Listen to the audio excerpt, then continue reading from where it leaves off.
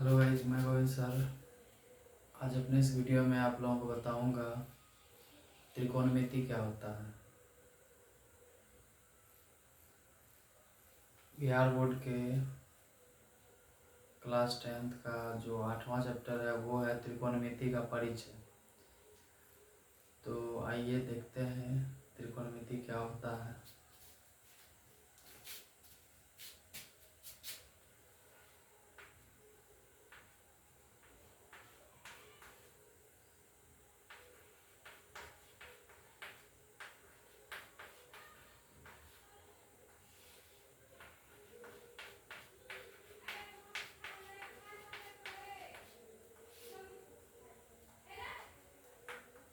BTBC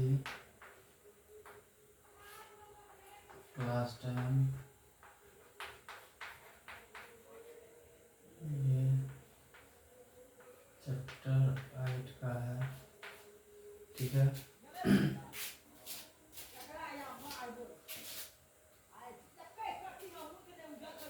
तो जैसा कि इस शब्द में ही है कि त्रिकोणमिति का परिचय। त्रिकोणमिति का मतलब ही होता है तीन कोणों की माप। त्रिकोणमिति का परिचय ही होता है तीन कोणों की माप। जैसा कि आप लोगों को पता है कि त्रिभुज में तीन कोण होता है, तो हम बात यहाँ त्रिभुज का ही करेंगे और ये त्रिभुज के लिए ही है। लेकिन त्रिभुज में समकोण त्रिभुज, तो समकोण त्रिभुज क्या होता है? वह त्रिभुज जिसका एक कोण समकोण हो अर्थात 90 डिग्री का हो, समकोण त्रिभुज कहलाता है। इसको समझना है। चलिए, समकोण त्रिभुज की ही बात होगी।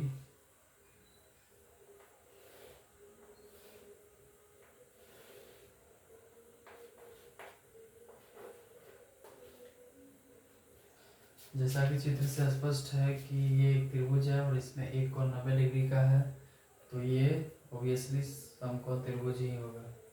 अब इसमें हम लंब, कर्ण और आधार को ठीक से समझने की कोशिश करेंगे। तो जो 90 डिग्री का कोण होता है, जहाँ होता है उसके सामने वाली जो भुजा होती है वो कर्ण होता है, और जिसपे ये कोण है उसको आधार बोलते हैं। और कोण की जो ऊंचाई होती है वो उसका लंब होता है। तो हम इस त्रिभुज ABC के लिए, त्रिभुज ABC में आधार जो है वो हो गया BC और लंब हो गया AB और कर्ण हो गया AC। तो ये त्रिभुज ABC के लिए है। ABC में जो समकोण है, समकोण के जो सामने वाली भुजा है वो सबसे बड़ी भुजा होती है, वो कर्ण होता है। और जिसपे ये समकोण खड़ा है उसको आधार बोलते हैं, और जो इसकी ऊंचाई है उसको लंब बोलते हैं। ये इस त्रिभुज के लिए हुआ। अगर हम इसी त्रिभुज को लेते हैं फिर से,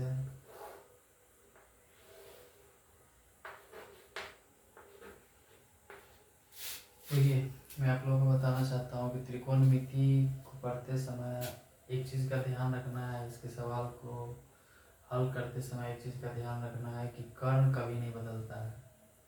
कर्ण नहीं बदलता है, लंब और आधार बदलता है एंगल के हिसाब से। जैसा कि आप लोगों को पता है ये समकोण त्रिभुज है, इसमें एक कोण 90 डिग्री है, तो बाकी दोनों को जोड़ के 90 होगा। काहे कि किसी भी त्रिभुज के अंत कोणों का योग जो होता है वो 180 डिग्री होता है। तीनों कोण को जोड़ के 180 डिग्री होगा। इसमें से एक कोण अगर 90 है तो बाकी दो कोण को जोड़ के 90 डिग्री होगा। तो चलिए हम बाकी दोनों कोण न्यून कोण होता है, तो हम बात सी की करते हैं। तो ये कोण सी के लिए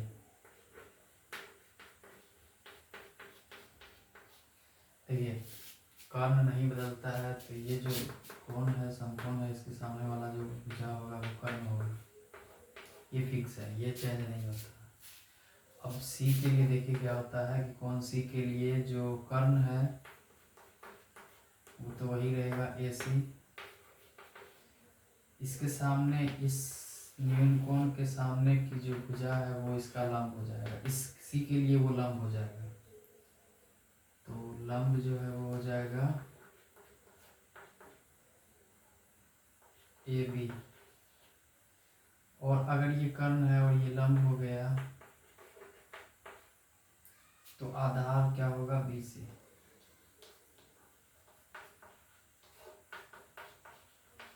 ये कौन C के लिए है और कौन A की बात करेंगे, B के बारे में तो कुछ करना ही नहीं है।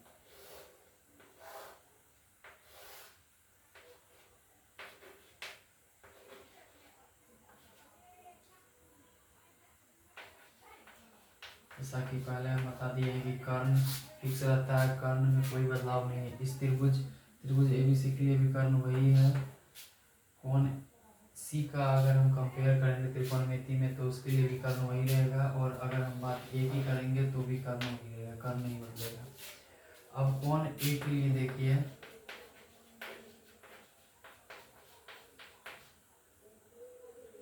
कर्ण तो वही रहेगा। अब लंब जो है इस A के लिए, कौन A के सामने वाली जो भुजा होगी वो उसका लंब होगा, तो लंब जो है वो BC है। और अगर ये लंब होगा और ये कर्ण है तो आधार यही होगा।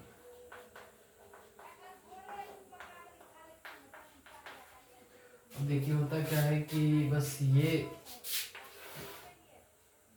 इसको समझना जरूरी है। अगर हम ये समझ जाते हैं तो हमसे त्रिकोणमिति का सारा सवाल बनेगा। तो सबसे पहले एक बार फिर से हम इसका रिव्यू कर लेते हैं। तो सबसे पहले आते हैं इस त्रिभुज में। इस त्रिभुज में ये एक त्रिभुज है ABC।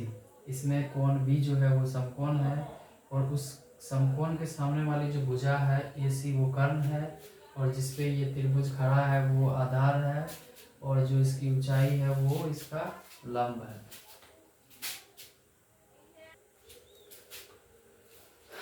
इस त्रिभुज ABC में कोण B समकोण है, इसके सामने वाली जो भुजा B के सामने की जो भुजा है वो कर्ण है, और जिसपे खड़ा है वो आधार है, और इसकी जो लंब ऊंचाई है वो लंब है।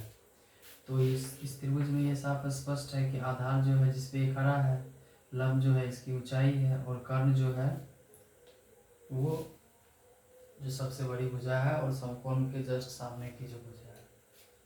चलिए इतना तक समझ में आ गया होगा, ये पहले भी कई बार पढ़ा जा चुका है, लेकिन इसको समझना है।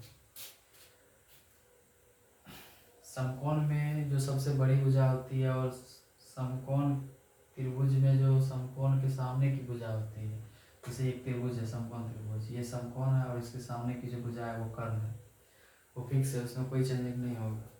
अब क्या होता है कि इसमें दो न्यूनकोण होते हैं, एक समकोण है और ये दोनों न्यूनकोण है। तो अगर हम बात C की करते हैं तो C के सामने की जो भुजा होती है वो लंब होता है, तो यहाँ पे ये लंब है, और सबसे बड़ी भुजा है वो कर्ण है, बच जाता है आधार, तो जो बचेगा वो आधार होगा।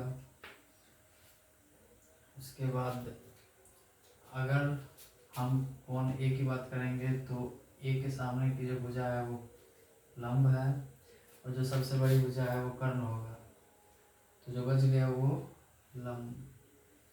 A के सामने वाली भुजा लंब, समकोण के सामने वाली भुजा कर्ण, बच गया आधार, तो ये आधार होगा। बस इस चीज़ को समझना है, यहाँ पे यही चेंजिंग होता है, बाकी कुछ भी बदलाव नहीं होता है। चलिए अब इसमें इसके 6 अनुपात होते हैं, कुल 6 अनुपात को समझने का कोशिश किया जाएगा, तो बने रहिए वीडियो में।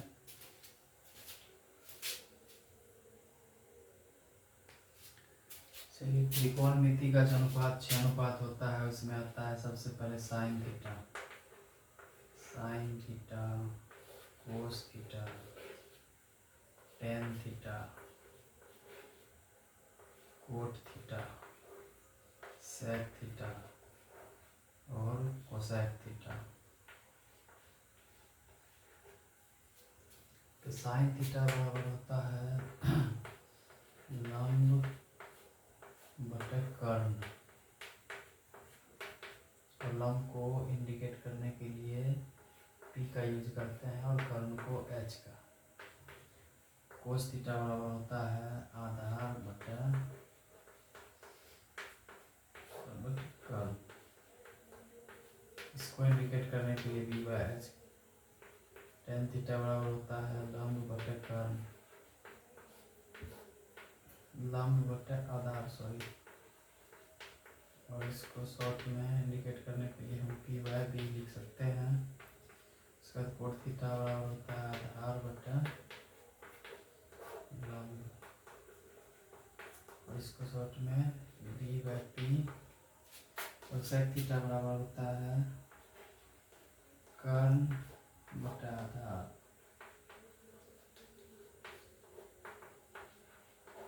एच बाय बी, और कोसेक थीटा बराबर होता है कर्ण बटा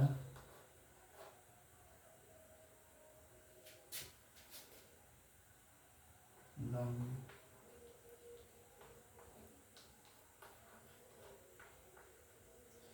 तो ये कुल 6 अनुपात है। अगले वीडियो में हम